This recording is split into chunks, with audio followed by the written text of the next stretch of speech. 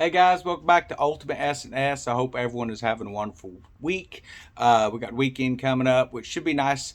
One of the things that we're looking at today, the reports have finally come out that we were supposed to be looking at a zero point 0.5 increase with our economy, is what was actually being projected by our current administration.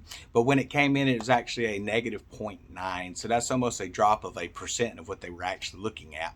But we are now officially in a recession from what they were telling us, which I think we all kind of knew that already. Of course, those numbers have been doctored to make it where it doesn't look quite as bad as it actually is. But that's all the more reason for us to continue prepping as preppers and to continue trying to build a life of sustainability.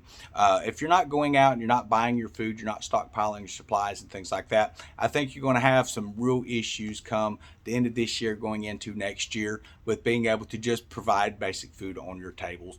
So we're looking at what's happening around the world with grain shortages, water shortages, the fertilizer shortage, which is what I'm really keeping my eye on, especially here locally within our own country. Because if we're not getting the fertilizer in, we're not going to be producing enough food. It's just one of those situations where everything kind of holds hand in hand with the economies around the world, not just our own.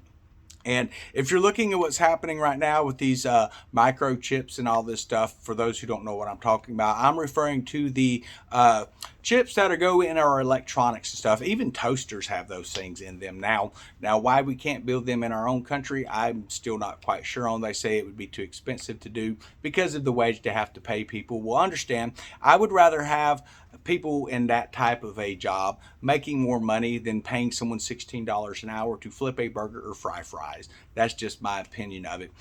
This is just getting out of hand with the adjustments of minimum wage. So everyone's making these high end wages. The price of everything continues to go up. We're not solving problems. We're just causing more problems with that stuff. So what can you do right now today to help? Well, you could go over to your local Walmart or any of your local garden centers, mind you, Lowe's, Home Depot. There's also the Ace Hardware and different places like that. And you need to start buying seeds for growing your own vegetables and fruits here at your house. If you have the money to be able to buy some fruit trees or something, that would actually be a good investment as well. You can get the large ones that'll be producing within a year or two, or you can buy the small ones, but they can take upward of 5 to 8 years to even get where you'll have your first harvest on those. So you know what you can afford. I don't. What I would recommend, though, most of everything is buy heirloom seeds. They'll have heirloom written on the package. That's the seed that whenever it produces a fruit or a vegetable, it's going to give you a seed that will grow that exact same type of plant. So there are some people who are looking at it from an aspect of, okay, well, I don't really have the extra money to do that. Can I just buy like some produce in the store? Well, that's a yes and no situation. So sometimes those produces and stuff, the things that they put them through to make them artificially ripen, that makes it so that the seed is basically not going to produce anything. And then there are some things like, say, a tomato, where you could actually cut the tomato, take the seeds, lay a slice out, and you see it everywhere on the internet where they're growing their tomato plants. But what they don't show you is that those plants that they grow, they're usually unhealthy if they make it at all. If they do make it and they produce fruit, instead of getting a tomato this big around, they're getting tomatoes that big around. Because it is some kind of a GME product, you don't really get a true breeding back over. So that's why you want to go with the heirloom, guys. So again, you need to go out and you need to buy food. You need to get as much as you can, stockpile that stuff up. If you are a gardener and you are gardening and stuff, then yeah, you need to look at trying to get that stuff canned, get it where you can freeze it, put it in Ziploc container, Ziploc, put it in airtight containers and stuff, get that stuff frozen. Maybe you're dehydrating it and then putting it inside of a shrink wrap type container or something like that. That's going to help that actually keep a little longer. For me, what I do is I grow my food here, and then the stuff that I use for my grocery bills, other than what I can grow, I'll buy a few extra things. But everything else, I will buy canned goods in. That way it can be processed and set back. Watch for dented cans. Don't buy dented cans. Move that stuff to the shelf. Don't try to get a deal on it. You don't know how long that can's been dented. You don't want to get botulism. It will kill you. So those are some recommendations I think we can all look at that would actually be a really good thing for us to incorporate. Even if we weren't looking at the recessions and all of this mess that's happening around our country right now and around the world, mind you, it's still a good idea to be in because things happen. We have pandemics and people lose jobs. They have shutdowns and stuff like that. Companies it seems like every day another one's closing up and going overseas somewhere or going south down into Mexico because they can't afford to pay someone $16 an hour that they were paying someone to, $10 an hour on it. And then in parts when they hit the shelves, because of the increase in shipping prices, because of this fuel issues that we're having, we're looking at these prices doubling and almost tripling a lot of times. So then that hurts us, the consumer, as well. So they're trying to get this stuff made cheaper in other places, and like it or not, it doesn't really matter. That's their right as a company to do that. One of the things we really need to keep an eye on right now is what's happening with China and Taiwan. So Taiwan wants $58 billion. Okay, that's a lot of money. They want $58 billion to continue to make processor chips for America. We're already providing military aid and stuff to keep China from absorbing Taiwan. China is coming out now. They're saying that they are going to reabsorb Taiwan, and America needs to stay out of their way, or else. Okay, what does or else mean? I don't know. I guess we'll find out. But this same, if you want to call it administration or whatever up there in China, is also now saying that they have ownership of the moon. I don't know how you can own a moon, but hey, whatever. But these are some things that we're looking at that it hits the airways and it causes a little bit of static. And people kind of focus on these ridiculous things like, is China going to own the moon? NASA telling the people about how that would be a bad thing and stuff. Well, obviously it'd be a bad thing for any country to claim ownership to something that is not part of their country, But what it does is it covers up where you can't see what's really happening in society. A lot of people like to watch, the different media outlets that are out there. And what you're going to get, you'll hear a story, and then depending on what outlet you're watching on it, you're going to hear different sides to the story or different narratives to it, and you're left here sitting there trying to figure out what exactly is happening, what exactly is going on in our world today. Well, I can tell you what exactly is happening. We are in the end days leading into the tribulation, folks. That is where we are at. How long will we have to see this stuff? Man, I don't know. Can godly leadership get us in a right direction? It could, but you're looking at the great falling away it talks about in the Bible. A lot of people talk about how that is one of those things where it's people leaving church. I don't believe that. I believe that we as believers are the church. It is not, do you go and have an attendance at this building? What is happening is the world is falling away from a relationship with God Almighty. Right now, they had a percentage, more people believe in elves and things like that are just kind of like crazy stuff, and aliens didn't believe that we have a creator. And that's where we are at. That is the great falling away.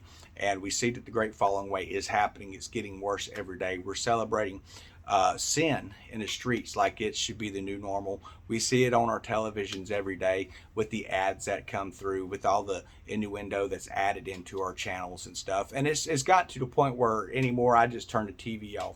I don't even watch it anymore. I have my movies and stuff that I'll try to get movies. I'll read reviews on movies and stuff. A lot of times you can rent those at like a Redbox, if it's even worth owning, because when you rent it at a Redbox or get it through a streaming service or something like that, if it's something that's got a lot of this, kind of trash that's being pushed and funneled in, it may be a good movie, but if it's got that stuff, the more you watch it, the more it kind of sets into your brain. You need to be careful about what you're putting in front of your eyes. You need to be careful about what you're allowing to come into your ears as well, because it will start to change you over time. So those are just some warnings for y'all.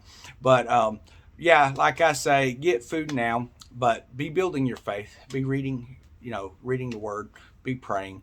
A lot of weird stuff can happen in just a moment's notice. Your life at this moment may have already changed. You just haven't gotten a phone call to let you know that it has changed. So that's something that you need to be aware of as well. Now, on a lighter note for everybody, it sounds like this new jackpot thing is like correct me if I'm wrong, I think it's $1.28 billion is what the Mega Millions is actually drawing at right now. That's crazy. But so I went up and to the station here where I like to buy a ticket on occasion. Like I say, it's not something I do, but when you start talking that kind of crazy stuff, it's fun to get it. It's fun to interact with some of the people. The systems here in Florida, if you're trying to get your ticket, I had to wait 15 minutes to get a ticket. Not because the lines were that long. I was actually the first person in line. There was a big line behind me. But that's how busy the system is right now. That's how many people are playing this. So I expect that thing is going to go through the roof. Right now, it's the second largest in history. It'll probably be the largest in history, will be my guess. And a lot of people are putting all their hopes and faith into winning that. Understand that is for entertainment purposes, guys. It's nice to sit back, hey, what if? But you don't want to be banking on that, because chances are someone is going to win it that's not you. So, but you could. So yeah, if you're going to put a ticket on it, hey, I understand. I myself went and got one. But I think it's important that we look at when you're talking to the people, and all their faith is now in this ticket. And they're going, I don't know what I'm going to do if I don't win this. Well, you do not want to play the lottery to an extent of, if you're spending your last penny on a lottery ticket and putting your whole faith into that, that's when it becomes a sin, guys. That's when, you're taking your faith, directing away from the Lord, and you're putting it into something as arbitrary as, are you going to get 6 numbers that match? So be careful how you do that. Remember, it's for fun. Now, one of the things that I think I would do, we've talked about this on some stuff, is there are a lot of really great sources of foods that are actually already prepackaged, 20, 25 year shelf lives on these types of things and stuff. I will be investing in a big supply of that for more than just a year. It would be for an extended period of time. And I would position myself in a way where, basically what we're doing now, we're able to grow our own food and stuff like that. But that way you're set up if something happens. And I would recommend, if you do happen to win something like that, and understand there's all kinds of ways you can win that stuff, but that would be something to do and make sure that you invest in something where you're going to have some food stockpile. That would be probably one of the very first things I did once everything was cleared and everything. Like I said, you would have to make sure you talk to an attorney team and stuff, make sure your taxes are done properly and all. But once all that's said and done, and I'll get that food ordered. There's a backlog on that already. Most of the stuff is out of stock. So, but you can get your name added to that list. That's going to help you and your family out, pay off bills and stuff. I know there's a lot of people right now that are telling individuals to use your credit cards to buy food, buy as much food as you can with a credit card, because things go bad, you're not going to have to pay the credit card. They can't do anything to you. Well, that's not true. Understand, if you're maxing out credit cards and you're just throwing them in the trash, when those debts come in and they finally become delinquent and they finally go to collection agencies, the way that this administration we have in office right now is set it up is that will get turned in as a 1099-C, which is a taxable income, and you will go to prison if you do not pay the IRS. So something to keep in mind. I just want to give that information out there. I seen another video on it yesterday. Stop listening to morons, okay? I may not always have the greatest content in the world on here, but I'm going to come at a truthful aspect. I'm not going to promise you things that, I don't have options, or that I myself don't really know what's going to happen. But I will promise you one thing. If you put your faith in Christ, okay, you're never going to be let down. You're going to go through some hard roads. You're going to have some of the hardest times you've ever had in your life, but you will remain hopeful for a better tomorrow, and that tomorrow will eventually come. So everyone have a wonderful day.